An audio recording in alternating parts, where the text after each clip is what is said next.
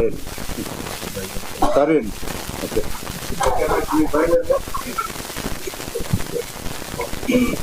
Good evening, అందరికీ నమస్కారం.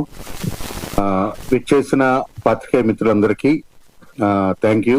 ప్రతిసారి ఏదైనా ఒక మంచి ప్రయత్నం చేసినప్పుడు, ఒక మంచి సినిమా తీసినప్పుడు మీరు మాత్రమే ముందుకు తీసుకెళ్ళగలన్న ధైర్యంతో మీ అందరినీ పిలిచి ప్రతిసారి నేను ఏం చేశాను, ఏం చేయబోతున్నాను అనేది చెప్తూనే వస్తున్నాను. ఈసారి కూడా కొత్త ప్రయత్నం చేశాను. కొత్త ప్రయత్నం అంటే ఈ సినిమాకి అంటే ఇప్పుడు మాట్లాడిన వాళ్ళు, లేకపోతే మీరు చూసిన ట్రైలర్ ఏదైనా సరే, ఈ సినిమా కథ అనేది యాక్చువల్ గా చీకటి అని నేను రాసిన లిటరేచర్ కోసం రాసిన కథ. అది చీకటి అనే కదా. కథ చదివిన తర్వాత రవి గారు చూసి ఆ కథ చదివి ఇది సినిమా చేద్దాం అన్నట్టుగా అన్న తర్వాత మొదలైనది.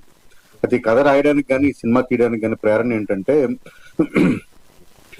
ఆకలి, నిద్ర, సెక్స్, భయం, ఈ 4 మన బేసిక్ ఇన్స్టింక్ట్స్ మనిషికి. అంటే మనిషితో పాటు భూమి మీద ఉన్న అన్ని జీవరాశులకు ఈ నాలుగింటి మీదే మనం కంప్లీట్ గా జీవరాశి తాలూకా మనుగడ జరుగుతుంటది. దీనికి కాకుండా కొత్తగా సృష్టించింది ఏదైనా సరే మనిషి తప్ప మిగతా ఏ జంతువుకి కానీ, కీటకానికి కానీ, వేరే ఎటువంటి జీవరాశులు కూడా లేవు. మనిషి మాత్రమే ఈ 4 నుండి బయటకు వచ్చి ఇంకా చాలా విషయాలు సృష్టించారంటే డబ్బు కానీ, లేకపోతే ఎనీథింగ్. ఈ రోజు మనం చూస్తున్నాం ఏదైనా సరే. సరే, దాన్ని నాగరికత వచ్చేంత వేరే సబ్జెక్టు.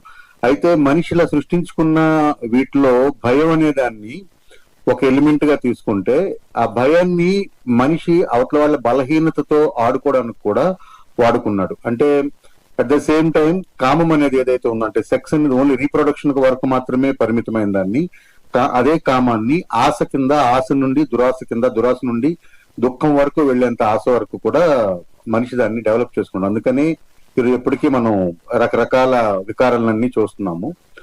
సో ఈ ఆశలో మనిషి వెతుకులాట్లో, పరిగెట్టడంలో, జీవితంలో ఏదో సాధించాలన్న దీంట్లో ఒక నార్మల్ లైఫ్ లీడ్ చేసేవాళ్ళు మనలో 90 మంది ఉంటే, మనకు తెలియకుండా ఓ 10 మంది ఒక చీకటి ప్రపంచంలో బతుకుతున్న వాళ్ళు ఉన్నారు. అందరికీ తెలుసు. అంటే ఒక 2.5-3 ఏళ్ల కిందట మదనపల్లిలో ఒక బాగా ఉన్నత చదువుకున్న ఒక ఆవిడ 2 పిల్లల్ని నోట్లో చెంబులు పెట్టి డంబులతో కొట్టి చంపేసి ఇంకో 3 రోజుల్లో వాళ్ళు లేచొస్తారని చెప్పిన సంఘటన మనందరికీ తెలుసు. అలాగే పాత బస్తీలో ఒక ఫ్యామిలీ, తర్వాత 11 మంది కలిసి ఒకే ఇంట్లో ఉరేసుకోవడం. ఈ రోజు జరిగిన, ఇందాకే నాగేష్ గారు ప్రస్తావించింది, ఒక తల్లి 2 కూతుళ్ళతో కలిపి సూసైడ్ చేసుకోవడం, తర్వాత సొంత కూతుళ్ళని, కొడుకుల్ని నరబలి ఇవ్వడం, తర్వాత చేతబడి పేర్లతో ఇచ్చడం.